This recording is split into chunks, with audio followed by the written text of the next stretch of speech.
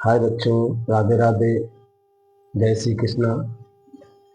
आशा करते हैं आप सभी लोग अच्छे होंगे और हमारे अगले वीडियो का बेसब्री से इंतजार कर रहे होंगे। तो देखो, हम अगला वीडियो लेकर आए हैं जिसमें आप लोगों को जो है 10th क्लास का चैप्टर नंबर फर्स्ट से ही एक महत्वपूर्ण क्वेश्चन के बारे में बताने जा रहे हैं। तो इसे आप बहुत ही बारीकी से देखें बच्चों। देखते हैं। तो इसमें आपको कहा गया है कि सिद्ध करो कि √2 एक अपरिमेय संख्या है।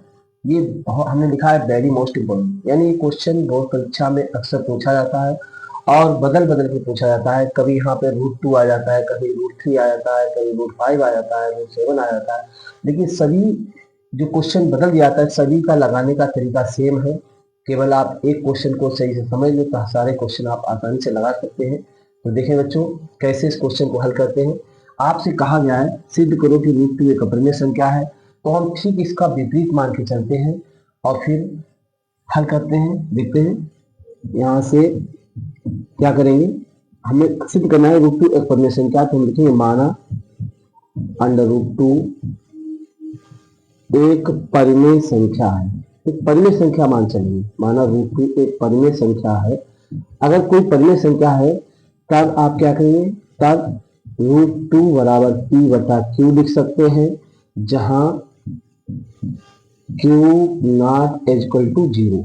ठीक है, तथा p व q सह अभाज्य पूर्णांक है। ये लिखेंगे बच्चों, सह अभाज्य पूर्णांक है। अगर कोई परिमेय संख्या है तो उसमें हम उसको p/q के रूप में मान सकते हैं, a/b के रूप में मान सकते हैं। मतलब यहाँ पर अक्षर कुछ भी हम लेंगे, ये p और q पूर्णांक है। यहाँ लिख सकते हैं जहां q not equal to 0, p पर q सह अभाज्य पूर्णांक है। ठीक है, सह अभाज्य का मतलब होता है कि वो संख्याएं जो स्वयं के अलावा अन्य किसी संख्या से डिवाइड ना हो। ठीक है, ये एक अथवा स्वयं के अलावा किसी अन्य संख्या से डिवाइड नहीं होगी, इसलिए p व q को हमने सहअभाज्य संख्या मानी। और जब पूर्णांक संख्याओं को भिन्न में लिखते हैं तो वो आपकी परिमेय संख्या हो जाती है। तो हमने यहाँ पे क्या किया है, √2 में अपरिमेय सिद्ध करना था तो हमने √2 को परिमेय मान लिया, उल्टा मान के चले। ठीक है, तो हमें माना है कि √2 एक परिमेय संख्या है, तब √2 बराबर p/q लिखें। अगर ये परिमेय है तो p/q के रूप में लिखेंगे, जहां q नॉट इक्वल टू 0 है तथा p व q सहअभाज्य पूर्णांक है। ठीक है, अब क्या करते हैं, अब हम परीक्षा गुणा करेंगे बच्चों। तो हम गुणा करते हैं, √2 का गुणा q में होगा, √2 q बराबर p हो जाएगा। अब दोनों पक्षों का वर्ग करेंगे। दोनों पक्षों का वर्ग करने पर, जब दोनों पक्षों का वर्ग करेंगे तो इधर आपका √2 q का स्क्वायर हो जाएगा, इधर आपका p का स्क्वायर हो जाएगा। √2 का वर्ग 2 होता है, q स्क्वायर बराबर p स्क्वायर होगा। अब हम ये देखते हैं, हाँ q स्क्वायर साथ 2 गुणा में है। अगर q स्क्वायर साथ 2 गुणा में है तो हम लिखेंगे, इसलिए समीकरण 1 से क्या करेंगे, √2 का गुणा q स्क्वायर में, तब समीकरण 1 से p स्क्वायर 2 से भाज्य होगा। मतलब 2 का गुणा q स्क्वायर में, तब p स्क्वायर 2 से भाज्य होगा। ठीक है, p स्क्वायर 2 से भाज्य है, भाज्य होगा। अगर p स्क्वायर 2 से भाज्य है तो p भी, इसलिए p भी 2 से भाज्य होगा। ठीक है, तो इस प्रकार से लिखते हैं। अब अगर p 2 से भाज्य है तो इसको मान लें, तब माना p बराबर मान लेंगे, कोई 2 का गुणज मान लेंगे, 2k मान सकते हैं, 2c मान सकते हैं। एक नया कांस्टेंट यहाँ पे ले लिया जाता है। अगर p स्क्वायर 2 से भाज्य है, p भी 2 से भाज्य होगा, तो p का मान 2k, 2c, 2r, कुछ भी एक नई संख्या ले लेते हैं, अच्छा ले लेते हैं। p बराबर 2k लिखा है और ये p बराबर 2k हम समीकरण 1 में p के स्थान रखेंगे। यह मान समीकरण 1 में रखें, p का मान रखें समीकरण 1 में। तो समीकरण 1 हमारे पास ये है, इसमें p की जगह 2k रख देंगे। तो हम लिखेंगे 2q स्क्वायर बराबर p के स्थान कितना रखें, 2k रख देंगे, ये p स्क्वायर है। तो हम इस समीकरण में वैल्यू रख रहे हैं p की, तो 2q स्क्वायर बराबर p के स्थान पे 2k रखेंगे और 2k का स्क्वायर हो जाएगा। क्या होगा, 2q स्क्वायर बराबर 2 का वर्ग 4 होगा, q स्क्वायर हो जाएगा। इसे हम 2 से डिवाइड करेंगे, 2 दूना 4। तो बच्चों कितना आया, यहाँ पे q स्क्वायर बराबर आ गया, q स्क्वायर बराबर 2k स्क्वायर। ठीक है बच्चों, तो 2k स्क्वायर। अब हम देखते हैं कि यहाँ पर के स्क्वायर साथ 2 का गुणा है तो क्यू स्क्वायर 2 से भाज्य होगा, तब क्यू स्क्वायर 2 से भाज्य होगा, 2 से भाज्य होगा। अगर क्यू स्क्वायर 2 से भाज्य है तब इसलिए क्यू भी 2 से भाज्य होगा, क्यू भी 2 से भाज्य होगा।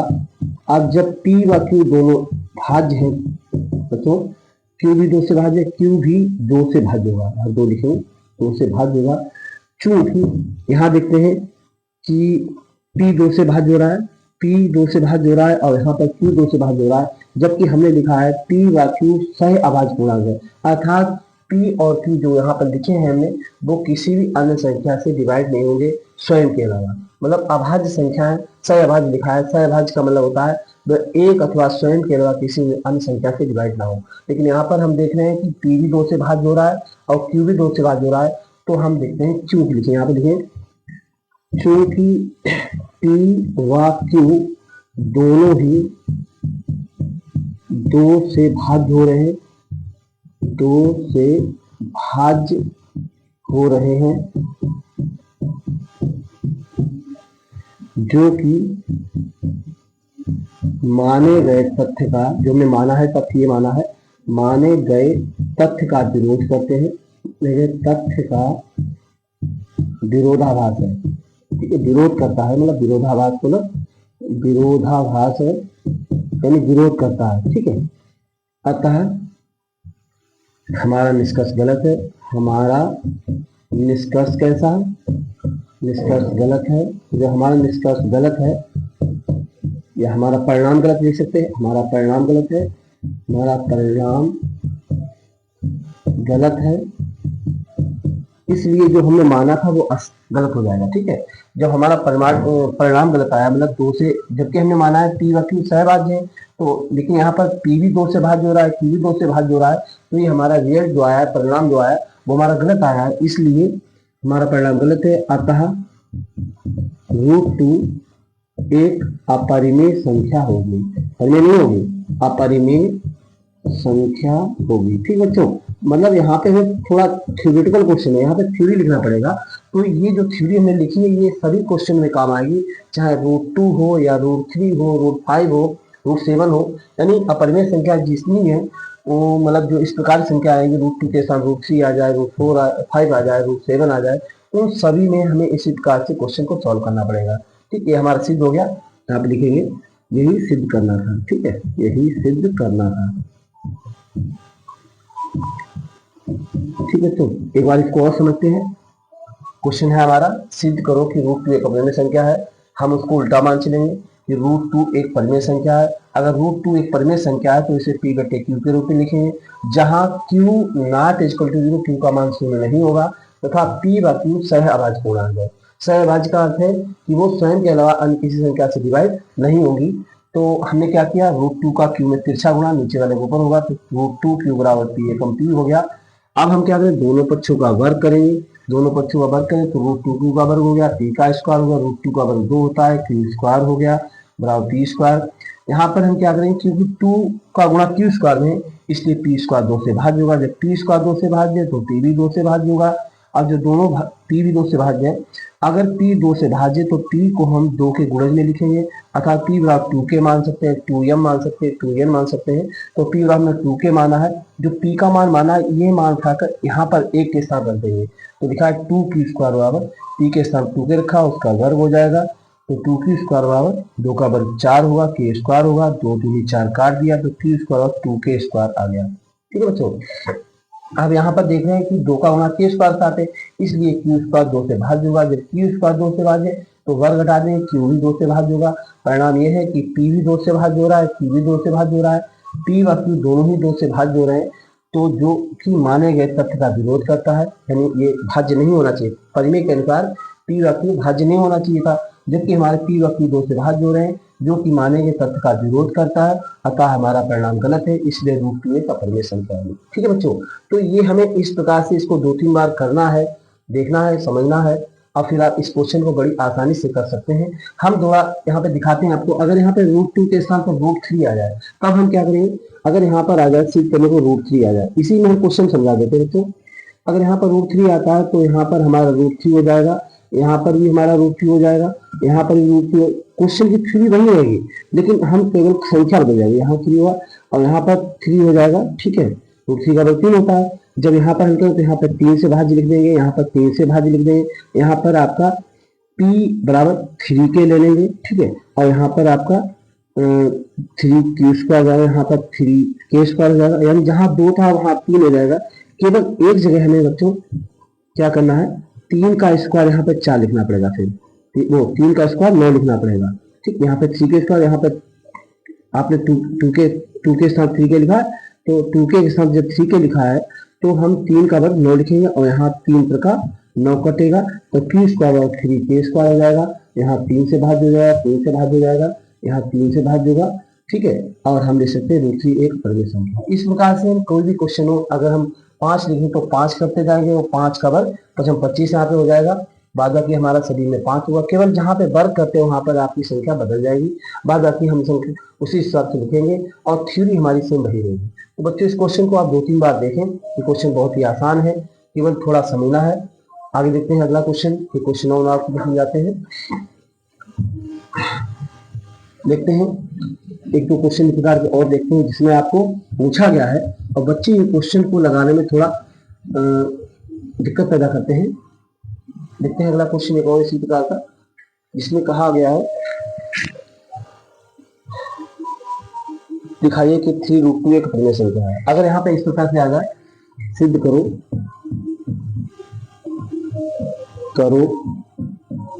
3√2 एक अपरिमेय संख्या है, अपरिमेय संख्या है, ठीक। तो इसमें क्या करेंगे, अगर 3√2 एक अपरिमेय संख्या है तो हम इसको उल्टा मान चलेंगे, हल करेंगे। माना 3√2 एक परिमेय संख्या है, परिमेय संख्या है, ठीक है। अगर ये परिमेय है तो इसको भी हम 3√2 बराबर p/q लिखेंगे, जहां q नॉट इक्वल टू 0 तथा p व q सहभाज्य पूर्णांक है, तथा p व q सहअभाज्य पूर्णांक है, ऐसे लिखेंगे, ठीक है बच्चों।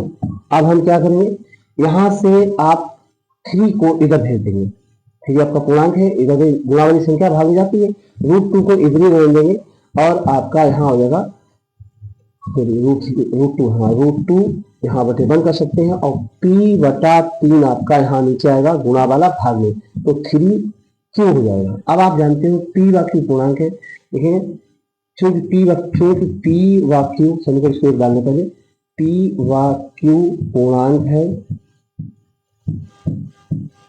इसलिए p/3q एक परिमेय संख्या होगी, परिमेय संख्या होगी। अब इसके लिए अगर ये परिमेय है और इसके बराबर ये है तो √2 भी परिमेय होना चाहिए, तब √2 भी परिमेय होना चाहिए, परिमेय होना चाहिए। परंतु क्या है, परंतु आप जानते हैं कि √2 अपरिमेय संख्या होती है, परंतु √2 कैसी संख्या होती है, √2 अपरिमेय संख्या होती है, अपरिमेय है, अपरिमेय है। अतः हमारा निष्कर्ष, अतः समीकरण 1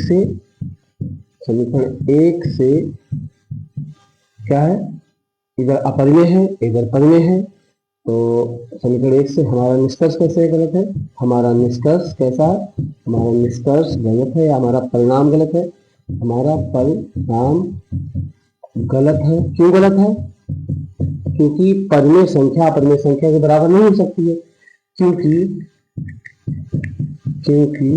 अपरिमेय नॉट इक्वल टू, अपरिमेय संख्या एक साइड में आ रही है और अपरिमेय संख्या नॉट इक्वल टू परिमेय संख्या, ठीक है। मतलब आपको यहाँ दिखा रहा है ये अपरिमेय संख्या है और ये कैसी, ये परिमेय संख्या है, अपरिमेय संख्या परिमेय संख्या के बराबर नहीं हो सकती है, जो कि इसमें बराबर दिखा रहा है।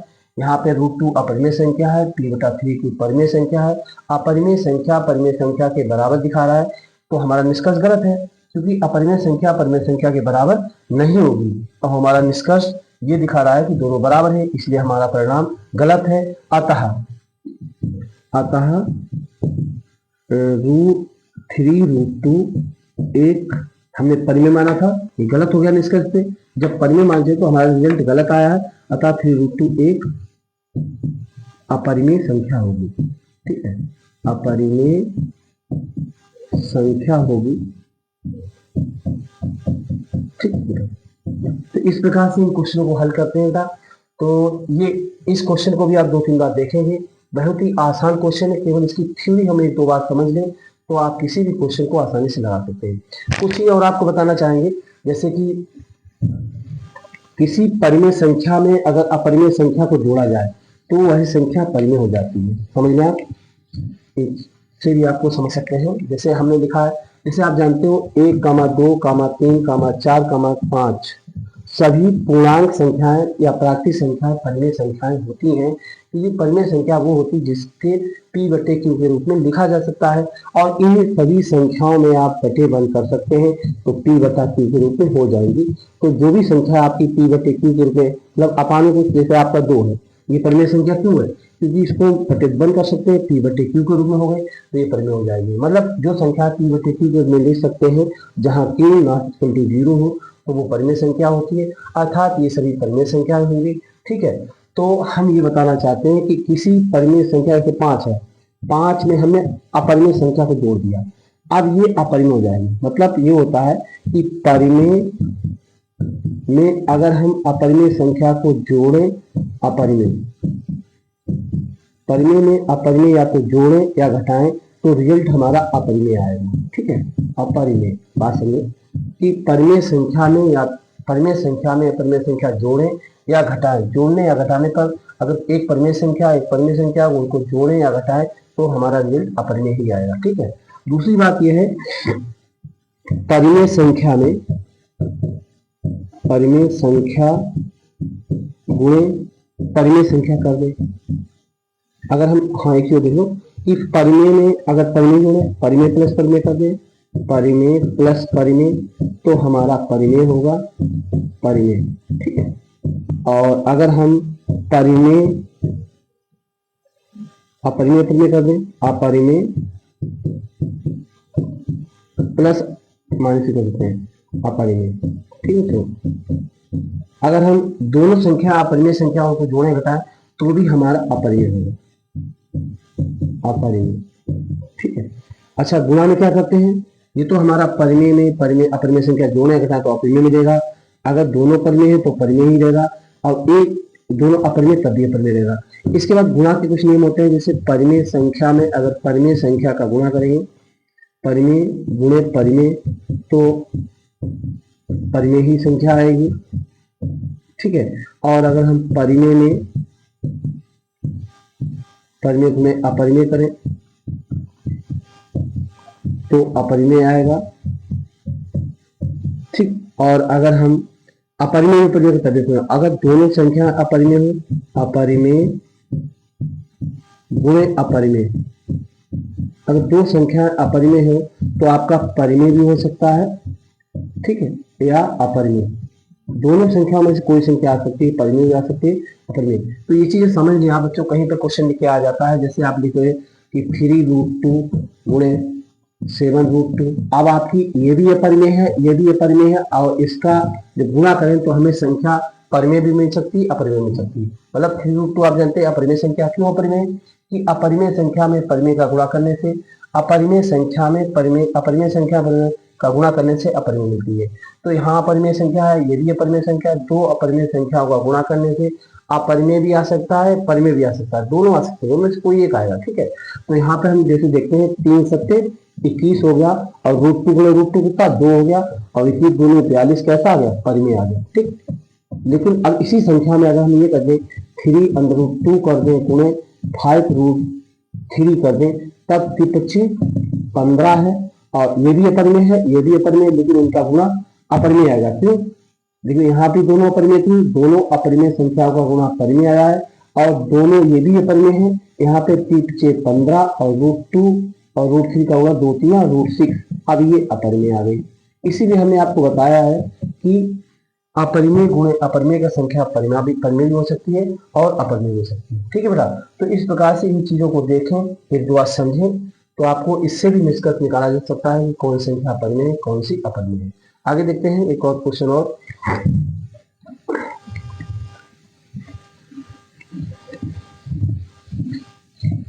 एक क्वेश्चन और समझते हैं, इसके बाद आगे बढ़ते हैं।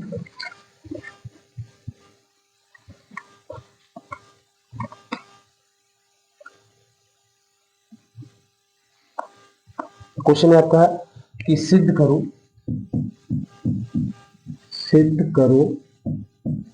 5 - 3 2√3 एक अपरिमेय संख्या है। 5 - 2√3 एक अपरिमेय संख्या, एक अपरिमेय संख्या है। इस प्रकार से एक क्वेश्चन अपरिमेय अपरिमेय से अवश्य आता है, तो इसलिए एक क्वेश्चन इसका और लगवा दें। तो इसको भी हम वही करेंगे, हल करेंगे इसको, तो हम उल्टा मान चलेंगे। माना 5 - 2√3 एक परिमेय संख्या मान चलेंगे, परिमेय संख्या है। ठीक बच्चों, अगर ये परिमेय संख्या है तो हम क्या करेंगे, तब 5 - 2√3 बराबर p/q मानेंगे। जहां लिखेंगे वही क्वेश्चन, वही लाइन फिर दोहराएंगे, जहां q नॉट इक्वल टू 0 तथा p व q सह अभाज्य पूर्णांक है। सह अभाज्य पूर्णांक लिखेंगे, पूर्णांक है। ठीक है, तो अब क्या करते हैं, तब हम यहाँ पे 5 है, p/q को इधर लाएंगे तो p/q माइनस का हो जाएगा, उधर 2√3 उधर ले जाएंगे तो प्लस के हो जाएंगे। ठीक है, तो इसमें हम एलसीएम लेते हैं। q हमारा लघुत्तम होगा, यहाँ पर 1 है तो q का गुणा 5 में होगा, 5q हो जाएगा, -q से q क्रॉस हुआ, p आ जाएगा बराबर 2√3 होगा। ये दो आपका गुणा वाला इधर ला जाएंगे, इधर खींचेंगे, गुणा वाली संख्या नीचे आएगी, तो 5q - p/2q हो जाएगा बराबर √3। अब बच्चों ये संख्या परिमेय है, समीकरण 1 से ये कैसी संख्या है, ये परिमेय संख्या है, क्योंकि इसमें कहीं पर ये परिमेय संख्या है, p व q है तो आपका ये परिमेय संख्या है, जबकि ये कैसी है, ये अपरिमेय संख्या है। और आपके समीकरण 1 में दिया है कि अब परिमेय संख्या अपरिमेय संख्या के बराबर दिखा रहा है, जबकि ये ऐसा संभव नहीं है। ठीक है, क्योंकि परिमेय नॉट इक्वल टू अपरिमेय, इतना लिख सकते हैं, सारी थ्योरी ना लिख करके हम ऐसे ही लिख सकते हैं कि परिमेय संख्या अपरिमेय संख्या के बराबर नहीं हो सकती। जबकि लिखेंगे, जबकि समीकरण 1 से हमारा परिणाम, हमारा समीकरण 1 का कथन कैसा है, का कथन गलत है। ठीक है, गलत है, इसलिए हमारा निष्कर्ष कैसा निकला, इसलिए हमारा परिणाम गलत है। ठीक है, अब जो कि माने गए तथ्य का विरोध करता है, माने गए तथ्य का, इसको लिखना चाहो तो ना लिखो, हमारा परिणाम गलत हो गया, अतः लिख सकते हैं, अतः 5 - 2√3 एक अपरिमेय संख्या होगी, एक अपरिमेय संख्या होगी। ठीक, तो बच्चों ये आपके क्वेश्चन समझें, इन्हें 2-4 बार देखें और अपने आप लगाने का प्रयास करें। आशा करते हैं ये क्वेश्चन आपको समझ में जरूर आएंगे। और एक महत्वपूर्ण बात आपको और बताना चाहते हैं कि इससे पहले मैं एक वीडियो डाला था, उसमें आपको लासा मात्रा संबंधी गुणनखंड और भागफल से लासा मात्रा समझाए थे, जिसमें लास्ट क्वेश्चन में मैंने जो गुणा किया था उसमें थोड़ी मिस्टेक हो गई बच्चों, तो उसके लिए माफी चाहता हूँ, उसे आप गंभीरता से ना लें। उसमें हमने जो गुणा किया था लास्ट वाले क्वेश्चन में, तो उसमें हमारा गुणनखंड में भी लासा में थोड़ा मिस्टेक हुआ था, गुणा करने में जल्दबाजी कर गए थे, और आपका भाग भी सही बताया तो उसमें मिस्टेक हुआ था। तो उस पर आप थोड़ा बच्चों देख लें और उसको ज़्यादा सीरियस नहीं डालें, क्योंकि ऐसी गलतियां, अभी शुरुआत है हमारा वीडियो बनाने की, तो कुछ गलतियां होती हैं, उसके लिए माफ़ी चाहता हूँ। प्रयास करूँगा आगे हमसे कोई गलती ना हो। ठीक है बच्चों, तो आप इन्हें देखें, समझें, और एक हमारा आपसे निवेदन है कि आप मेरे वीडियो अगर अच्छे लगे तो उन्हें लाइक करें, शेयर करें, सब्सक्राइब करें। ठीक, और अगले वीडियो के लिए आप इंतजार करें। तब तक के लिए नमस्कार बच्चों।